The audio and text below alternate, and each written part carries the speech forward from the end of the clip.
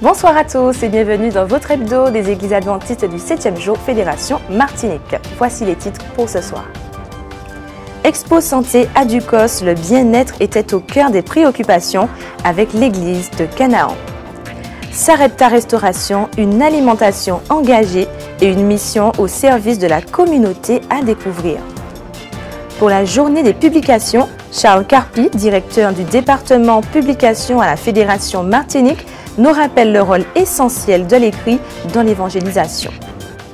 Le voyage de Dave, un témoignage poignant qui le mène de l'hindouisme à la foi adventiste et c'est dans un instant. Tout de suite, le développement de tous ces titres.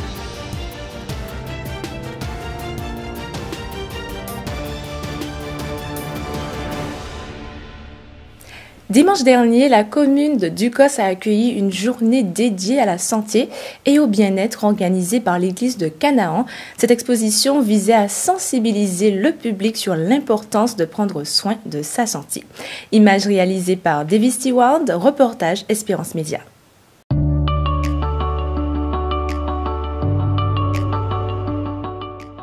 Oui, je suis le pasteur Jean-Charles Banal. Je suis responsable du district qui est composé de l'église de Nérija, de l'église de Fonsaban Bethléem et de l'église de Canaan Fontbouillé Ducos. Alors nous avons mis cette expo santé sur pied, tout simplement pour répondre aux besoins du quartier. Vous savez, l'église de Canaan se trouve dans un quartier de la commune de Ducos. Et dans ce quartier plutôt, il y a pas mal d'habitants. Et nous avons pensé que cette expo santé devrait les concerner.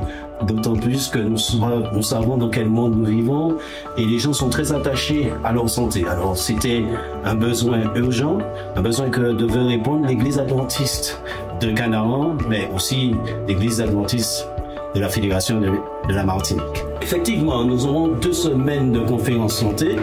Ça va de soi, hein. Si nous commençons, il nous faut aller jusqu'au bout. Alors nous avons pensé ajouter à cette expo santé 2 semaines de conférences sur la santé. Alors cette semaine sera composée de différents, pourrait-on dire, de différents aspects de la santé. Oui. Et notre intervenant va essayer d'y répondre parce que la santé nous tient à cœur. Alors nous aurons des intervenants sur le bienfait de l'eau, etc. Et ce sera accompagné d'une référence biblique, c'est-à-dire nous allons appuyer sur cela, sur la Bible. Nous savons que lorsque Dieu parle de santé, il parle de notre bien-être et nous lui devons cela, pouvoir aider les gens à comprendre ce qu'il en est de la santé. Alors, nous avons l'opportunité d'avoir notre sœur Émilie Enis Banal avec nous. C'est un coach de santé. Alors, ce sera tout bénéf pour nous. Nous allons essayer de nous sentir bien après ces interventions. Parce que je suppose que ces interventions vont nous apporter de quoi améliorer notre bien-être. En ce moment, cela se passe très bien au niveau de l'Expo Santé. Bon, nous démarrons tout doucement, nous sommes là au milieu de la journée, nous avons déjà eu quelques visiteurs. Bon, nous espérons par rapport au quartier, nous espérons avoir davantage de personnes.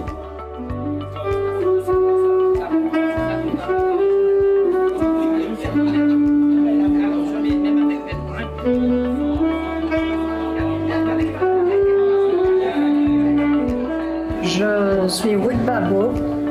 J'ai une formation musicale que je passe du temps, je mets tout mon âme pour entraîner les gens, tous ceux qui ont envie d'apprendre la musique, la clarinette, le saxo, la flûte traversière, le tuba, tous ceux qui ont envie, petits et grands, d'apprendre à jouer de la musique. Pourquoi la musique dans une expo santé? C'est parce que je disais que la musique a sa place. On pense au corps, mais peut-être on oublie la respiration. Si je te pose la question, est-ce que tu sens que tu respires? C'est à ce moment que tu vas prendre un souffle pour voir si vraiment tu respires. Or, nous respirons, mais pas suffisamment. Okay. La musique permet de remplir les poumons, de vider. C'est une vraie thérapie, un médicament pour ainsi dire, pour les gens stressés, pour les gens qui s'ennuient, pour les désœuvrés, pour ceux qui ont envie de manipuler leurs doigts pour garder la mémoire, pour être en forme, parce que la musique maintient. Donc je pense que la musique, la présentation de la musique dans une expo santé a sa place. Il serait utile pour chacun de bénéficier pleinement. Un événement gratuit qui a permis au public d'obtenir des conseils précieux pour améliorer leur bien-être. Sarepta Restauration. Cette semaine, nous poursuivons la découverte de nos institutions. Aujourd'hui, focus sur Sarepta Restauration, bien plus qu'un service de repas. Partons à la rencontre de son nouveau directeur, Geoffrey Cadogan.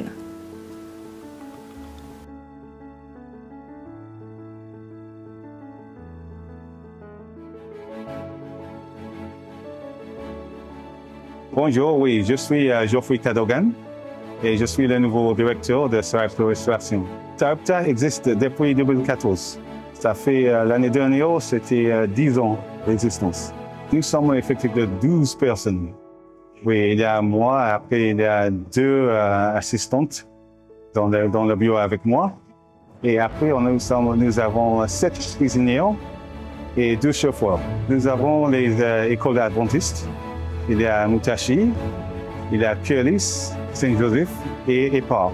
Nous avons aussi les collèges et les crèches et aussi les écoles primaires qui sont hors des circuits adventistes. Et on fait un peu de tout, mais nous spécialisons dans les repas végétariens. On maîtrise ça assez bien. Et c'est là que nous sommes placés un peu haut par rapport à ça. On a essayé de faire le plus frais que possible. Comme nous sommes une cuisine collective, c'est pas toujours possible parce que le volume qu'on fait. Mais la plupart, en grande partie de ce qu'on fait, c'est les produits frais. Oui, nous sommes dans une petite cuisine qui fait sortir quand même 2000 repas par jour. Et en fait, c'est trop petit. Et dans l'avenir, les souhaits, c'est de construire une nouvelle cuisine.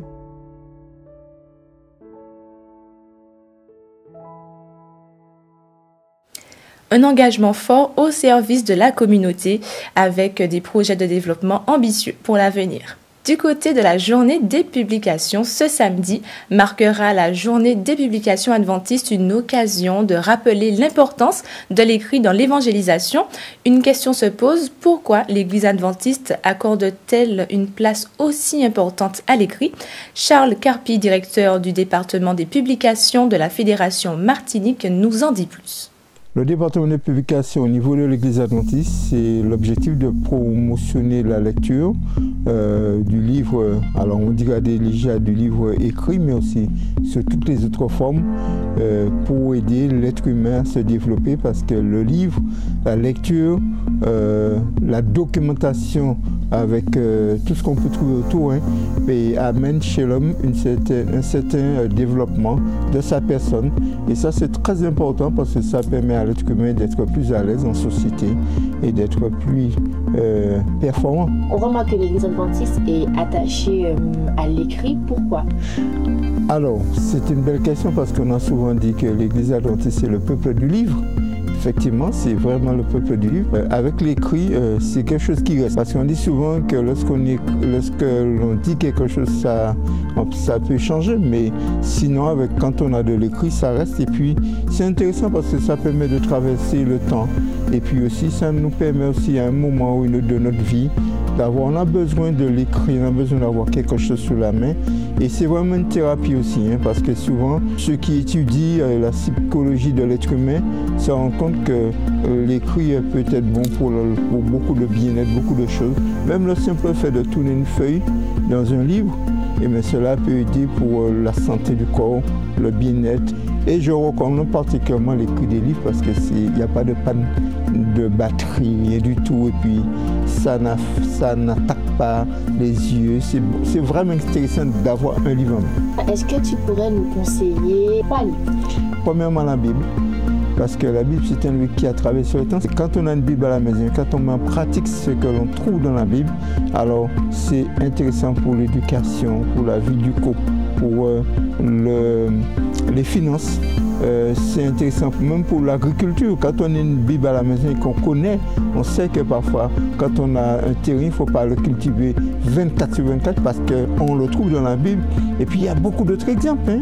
Il y a, par exemple, quand on construit une maison, c'est qu'il faut faire un plan parce que la Bible dit on ne va pas construire une maison sans plan. Donc, il y a plein de choses. Je crois que c'est vraiment le livre, le code de la route pour nous aider à bien agir. Et puis, il y a un autre livre que j'aime bien, qui est La tragédie des siècles. Alors, je recommande à ceux qui n'ont pas encore lu ce livre-là de le lire, mais de le lire d'une manière avec un esprit ouvert. Parce qu'en fait, la tragédie des siècles nous présente la grande tragédie entre le bien et le mal. Et ce qui est d'extraordinaire avec la tragédie des siècles, c'est que c'est un livre que nous trouvons des informations. Par exemple, il y a beaucoup de gens qui parlent de la Terre de 10 millions d'années. Bien, tout le monde, la Terre n'a vécu que 6 000 ans en réalité. Donc, il y a plein d'informations que l'on trouve qui remettent la vérité en place. Et puis, mon troisième livre, mon troisième coup de cœur, ce serait le livre Jésus-Christ. Alors, Jésus-Christ, pourquoi ? Parce que c'est un livre qui nous présente celui qui est le maître par excellence. Jésus-Christ, c'est le maître par excellence. C'est celui qui a su ne pas blesser l'autre. Tout en disant une vérité, il ne blesse pas. Et ça, c'est extraordinaire. Et puis, du début à la fin, on trouve que Jésus n'a pas eu peur de se salir les mains parce qu'il a touché des lépreux, il a fait de la boue, il y a plein de choses. Et moi, j'aime bien un texte dans le livre Jésus-Christ que je cite de tête du moins. C'est le livre, c'est à la page 66, où celle qui a écrit le livre Jésus-Christ, La tragédie des siècles, c'est elle qui a écrit ces deux livres-là. Eh bien, elle dit que nous devrions passer 1 heure de temps chaque jour dans la méditation et dans la réflexion, dans l'analyse. Et elle dit qu'on devrait s'arrêter particulièrement sur la croix, l'histoire de la croix, l'histoire de Gethsémani, parce qu'elle dit que c'est ce qui va nous transformer et c'est ce qui va nous faire passer d'un pécheur dur, d'un pécheur rebelle à un pécheur humble. J'ai cité dans mes mots, mais un petit peu c'est ce qu'on trouve dans ce texte et j'aime bien parce que ça nous pousse à la réflexion. Donc voici ces 3 livres-là, la Bible, Tragédie de ce qu'est Jésus-Christ, que je peux recommander à tout un chacun de faire une lecture approfondie et puis avec un esprit surtout ouvert pour découvrir les pépites que nous avons dans ces livres, parce qu'il y en a bien des pépites dedans. L'écrit reste un outil essentiel.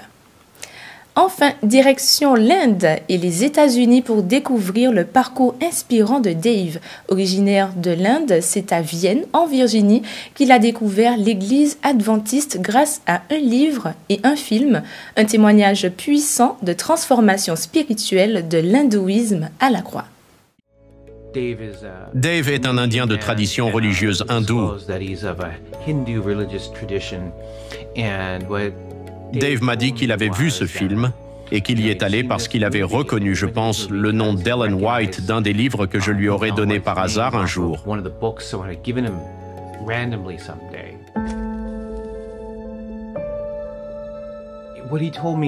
Ce qu'il m'a dit a du sens dans un contexte hindou.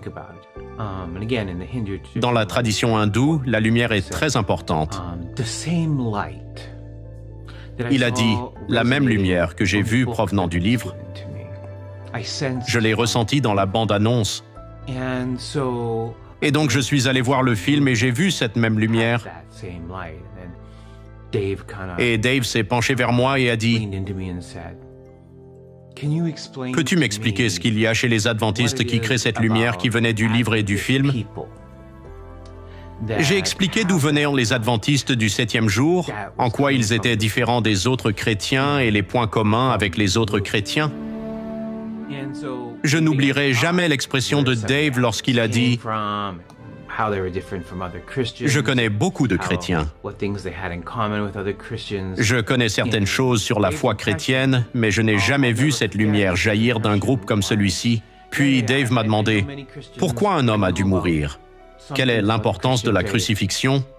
Avec mon parcours, je ne comprends pas. Pourquoi quelqu'un a dû mourir? En quoi cela rend-il quelqu'un meilleur que cette personne soit morte?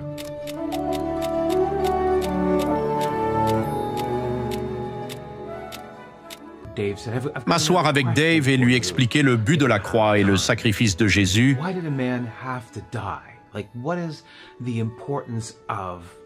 ainsi que cette idée que la justice et la miséricorde se rencontrent à la croix,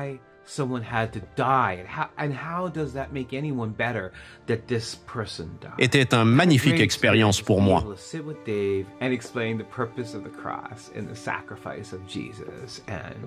Ça l'a vraiment marqué.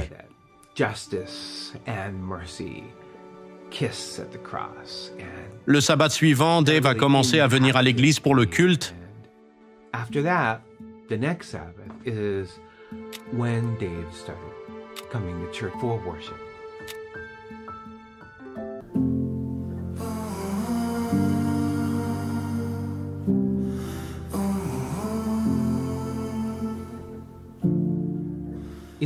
C'est à cause du film que Dave a appelé l'église. Cold called the church.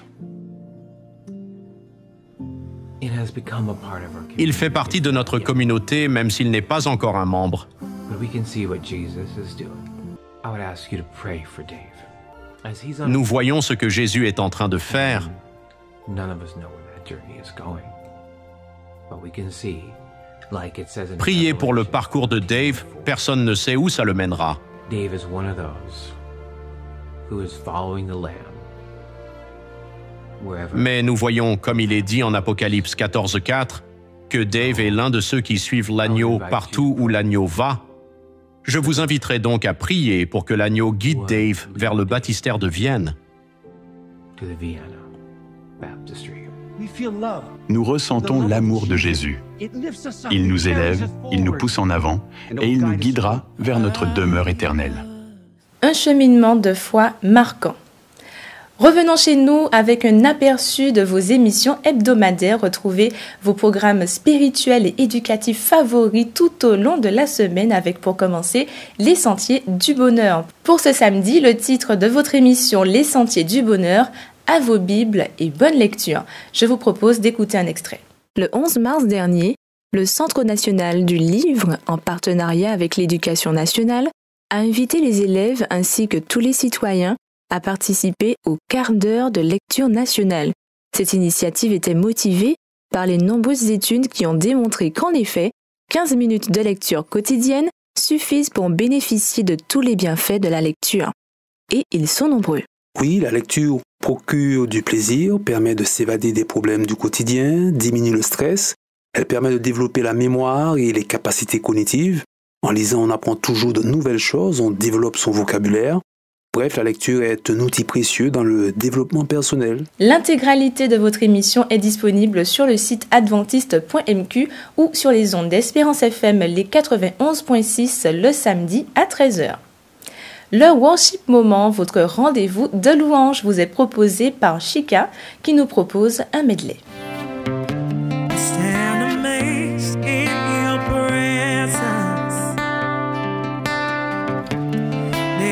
Nothing you cannot do. I stand amazed in your presence. There is joy, peace, and all. Yes, there's no one like you, Jesus.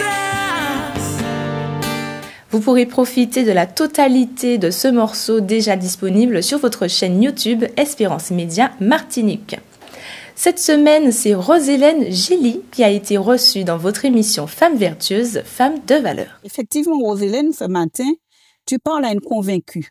Mais aux jeunes donc, qui sont confrontés, comme tu dis, à de telles épreuves, quel message on peut leur donner? Quel message on peut leur donner pour qu'ils soient convaincus que, bien ou mal, épreuve ou pas, notre Seigneur est présent? Ça s'apprend au fil du temps. Ce que je souhaite pour les jeunes, il ne faut pas attendre l'âge adulte pour faire des expériences avec Dieu. C'est dès tout petit. On apprend à marcher avec Dieu. On apprend à lui faire confiance. C'est pas compliqué. On est à l'école, on a un devoir à faire. On demande à Dieu de nous éclairer pour nous permettre de mémoriser déjà le cours, pour être en mesure de bien faire le travail. Et Dieu est là, et il va répondre. Mais il suffit de lui demander déjà. L'intégralité de l'épisode sera disponible à 7h30 ce samedi sur votre chaîne YouTube Espérance Média Martinique. Candice prend place dans le fauteuil et partage son parcours d'infirmière, un métier qu'elle exerce aujourd'hui différemment de ce qu'elle avait imaginé. Découvrez comment Dieu l'utilise encore de manière inattendue dans sa mission. Dieu me montre à chaque expérience que je vis que je ne suis pas seule et qu'avec la maladie, je dois faire confiance à Dieu et il va me donner tous les outils, en fait, il va tout mettre entre mes mains pour que je puisse réussir. Et j'observe, et les gens qui m'entourent le voient aussi, je fais énormément de choses, je fais beaucoup de choses. Et depuis la maladie, je fais encore plus de choses. Et grâce à Dieu, en fait, c'est pas toute seule. Je ne peux plus rien faire humainement, en fait, toute seule. Donc, c'est Dieu qui me donne tous ces dons que j'accumule, en fait, et que j'utilise pour sa gloire. Rendez-vous dimanche à 10h pour son témoignage inspirant. Place à la météo avec Louisiane pour connaître les prévisions de ce week-end.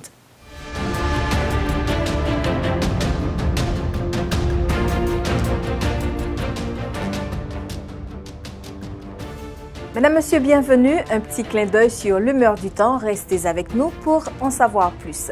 La soirée débutera sous quelques embellis, mais le ciel sera légèrement nuageux au fil des heures. Les températures resteront douces, autour de 26 degrés sur l'ensemble du territoire. Mais oui, j'arrive pour samedi. Eh bien, samedi en matinée, le soleil s'impose rapidement dès les premières heures du jour. Et bonne nouvelle, la température matinale sera agréable. Attendez-vous à 26 degrés. Dans le courant de l'après-midi, le soleil fera de belles apparitions. Les températures atteindront un maximum de 30 degrés, ce qui créera une atmosphère sûrement très chaude. Et la mer, eh bien, dans l'Atlantique et dans les canaux, la mer sera agitée avec des vagues pouvant atteindre 2 mètres. En Caraïbes, elle sera belle près des côtes avec des creux de moins de mètres. Et voyons maintenant la qualité de l'air et la vigilance qui s'imposent. L'indice ATMO, eh bien, il sera moyen. Au niveau vigilance, la vigilance sera jaune pour vague submersion. Et si vous voulez passer une bonne soirée, une belle soirée en plein air, eh bien, ça sera avec un ciel partiellement nuageux avec de possibles averses. Les températures moyennes seront quand même, tourneront autour des 26 degrés. Et toute belle journée a une fin. Le soleil se lèvera à 6h07 pour se coucher à 18h15. Faites de même, vous ne vous en porterez que bien mieux côté santé.